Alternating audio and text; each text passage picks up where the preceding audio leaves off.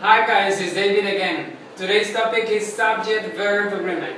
For you to understand the topic, I have two basic principles. The first one, that singular refers to one person, animal, or thing, and that plural refers to two or more people, animals, or things. The second basic principle is that a singular subject requires a singular verb, and a plural subject requires a plural verb. Now, how do we know when we have plural subjects? Nouns here have no inflections such as s or es. But remember that in English we have what we call irregular nouns. So it means that you have to master them in order to avoid any confusions. The examples are women, teeth, criteria. As you can see, they don't necessarily finish in s, but they are plural. And all the indefinite pronouns are singular, like anybody, everybody, someone, somebody. And then, how do we know when we have plural subject? Basically, it's the opposite to the singular subjects, because here, nouns do have inflections. And the examples are cars, kites, doors, etc. But, as I told you before, you have to master the irregular nouns in order to combine the subject with the correct verb.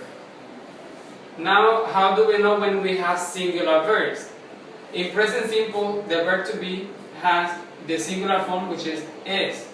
And for the rest of the verbs, you have to add an s or es to the base of the verb.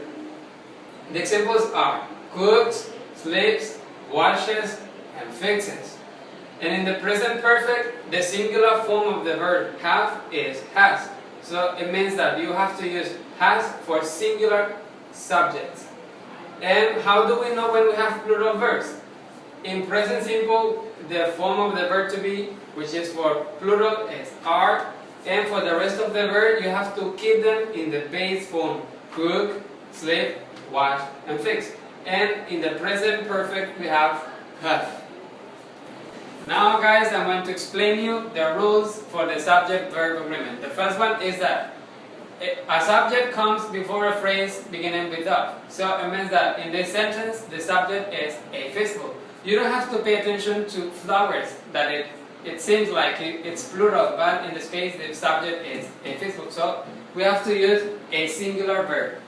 And another rule is that all the sentences or subject joined by conjunctions or either, nor, neither, they require a singular verb. In the example is my aunt or my uncle cooks well. You see, the verb is in singular.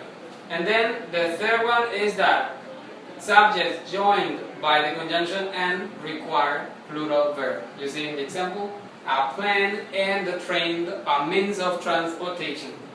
The fourth one is that phrases such as well as, along with, and besides don't mean that the subject is plural. In the example, excitement as well as nervousness is part of it.